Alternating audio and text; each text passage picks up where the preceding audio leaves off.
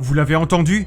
Le hurlement du chien qui déchire l'obscurité. Si vous êtes seul, proche d'une forêt alors que la nuit est tombée, il est fort probable que ce soit le chien noir, une créature terrifiante dont la légende a traversé les siècles. Beaucoup dirent l'avoir aperçu, courant à travers le brouillard par une nuit de pleine lune. D'autres ont entendu son grognement et vu la lueur de ses yeux démoniaques.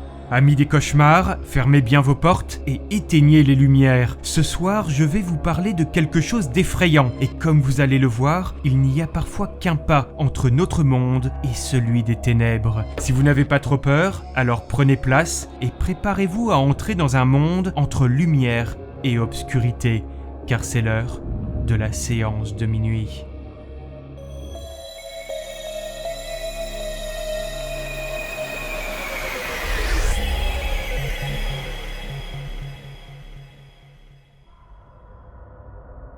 La légende du chien noir date de plusieurs siècles et les premiers témoignages documentés remontent à 1577. Lors de ces terrifiantes rencontres, il est raconté qu'un énorme chien noir apparaîtrait à la nuit tombée. Son corps serait recouvert de longs poils hirsutes, ses pattes pourvues de grandes griffes. Et si certains témoignages diffèrent sur l'aspect de la créature, il y a par contre une particularité qui revient toujours. Il possède des yeux rouges, flamboyants tels des braises incandescentes, dans les ténèbres. Rencontrer le chien noir est un fort mauvais présage. Souvent, après l'avoir aperçu, c'est la mort qui vous attend dans l'année. Et pour les plus téméraires qui souhaiteraient partir sur ses traces, il est raconté qu'on ne les revoit plus jamais vivants. Certains se perdant dans la forêt pour ne jamais en sortir, et d'autres faisant une chute mortelle depuis le haut d'une falaise. C'est en Angleterre que sévirait la créature. Chaque région a sa propre légende du terrifiant chien noir. Pour certains, il viendrait directement de l'enfer et pourrait être le chien du diable lui-même, ou bien un démon. Appelé le Black Chuck, ce chien noir trouverait son nom du mot de l'ancien anglais Chuka, signifiant entité démoniaque. Pour d'autres, ce chien noir serait un fantôme. Il serait même invisible et seul son hurlement annoncerait sa présence à tous ceux qui s'aventurent dans les endroits sombres. Certains témoignages parlent d'un bruit de chaîne que l'on pourrait entendre, une chaîne qu'il porterait autour du cou et qui traînerait sur le sol derrière lui. Les rencontres se font la nuit, souvent lorsque l'orage gronde ou pendant de terribles tempêtes. On peut le croiser sur des routes isolées, au milieu de la campagne ou aux abords des forêts. Il est dit qu'il serait un esprit hantant les chemins et les voies de passage. Si la plus grande partie des légendes qui entourent cette créature parlent d'une chose terrifiante, on peut retrouver des témoignages prétendant qu'il est un être protégeant un territoire ou un lieu en particulier et qu'il aurait déjà servi de guide à des voyageurs perdus. Une histoire raconte qu'il y a plusieurs siècles, un homme aurait traversé la forêt de nuit. Alors que les éclairs traversent le ciel, il aurait vu la forme d'un grand chien noir le suivre. L'homme était plutôt terrifié et commença à presser le pas. Sorti de la forêt, il s'aperçut que le chien était toujours à ses côtés. Arrivé chez lui, il regarda autour de lui, mais la créature s'était évanouie dans les airs. Quelques mois plus tard, des bandits furent arrêtés et confessèrent avoir suivi l'homme dans les bois cette nuit-là pour l'attaquer et le voler. Mais en voyant le grand chien noir apparaître à ses côtés, il se serait ravisé.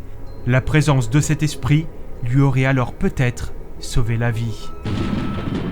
Mais il y a des histoires bien plus sombres.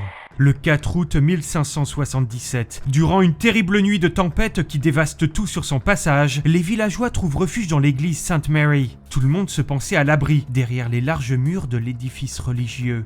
Alors que le tonnerre gronde et que l'on entend les arbres se briser sous la force du vent, on entend soudain le hurlement du chien noir. La grande porte de bois s'ouvre alors avec fracas, et pendant que le vent s'engouffre dans l'église, les habitants aperçoivent une sombre silhouette se déplaçant le long des murs. C'est la créature. Ses pas ne font aucun bruit, mais ses yeux sont rouges et scintillent tels des flammes de l'enfer. Il se jette alors sur plusieurs prêtres, lacérant les uns de ses crocs pointus et transperçant les autres de ses griffes acérées. Puis la bête disparut, avant de réapparaître quelques minutes plus tard, non loin de là, à l'église de la Sainte Trinité de Blisburg, qui accueillait aussi des habitants réfugiés là pour la nuit. Elle pénétra sans un bruit dans l'église et attaqua un homme et un enfant qui perdirent la vie dans le déchaînement de violence du chien noir. Les habitants racontèrent qu'avant de disparaître, ils virent la bête donner de grands coups de griffes sur la porte de l'église. Il serait facile de prendre cette histoire pour une simple légende, mais aujourd'hui encore, il est possible de voir les marques de ces griffes sur le bois de la porte.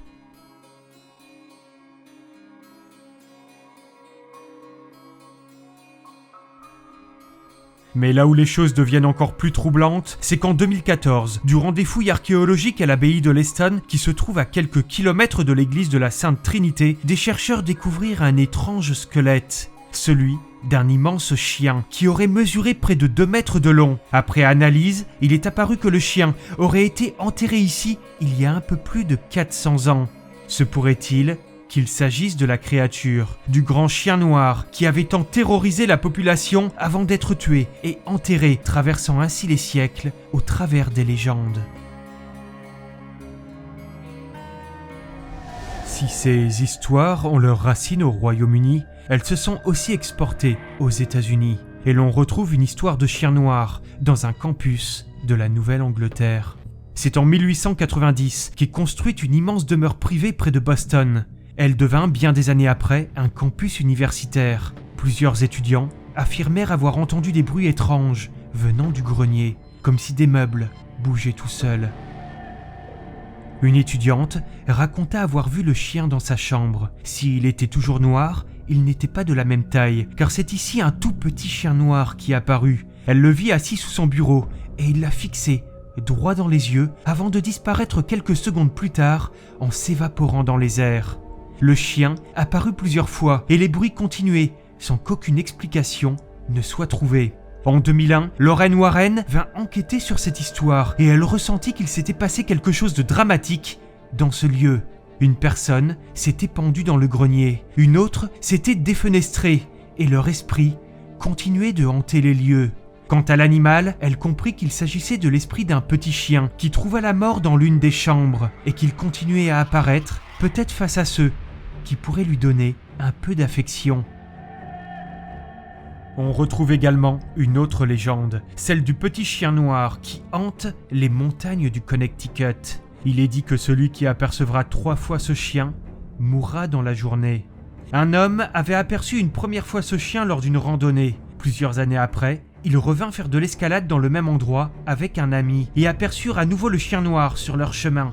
Quelques heures plus tard, alors qu'ils escaladaient une paroi rocheuse, l'homme aperçut la silhouette du chien noir au sommet de la montagne. C'est alors que ses câbles se décrochent et l'homme tombe alors dans le vide et meurt sur le coup. Son ami avait lui aussi vu le chien noir 2 fois ce jour-là. Des années plus tard, il revint faire de l'escalade dans le même coin, mais il ne redescendit jamais de la montagne. On retrouva son corps sans vie, non loin de là où son ami était tombé. Avait-il revu pour la 3e fois le chien noir ? Cela reste un véritable mystère. Si vous regardez attentivement le film Annabelle 3, La Maison du Mal, il est possible de voir quelques références à cette histoire de chien noir. On peut y voir le nom de l'église Sainte Mary, qu'ils ont mélangé à l'histoire de la possession de Bill Ramsey, le loup-garou, qui n'a rien à voir avec tout cela, mais nul doute que ce mélange pourrait faire un très bon film. J'espère que vous avez apprécié cette vidéo. N'hésitez pas à me laisser un commentaire pour me dire ce que vous pensez de la légende du chien noir. Et si vous entendez un hurlement durant la nuit, dites-vous que ce n'est peut-être que le vent, ou bien les créatures affamées tapis dans l'ombre de votre imagination. À bientôt pour une prochaine séance de minuit.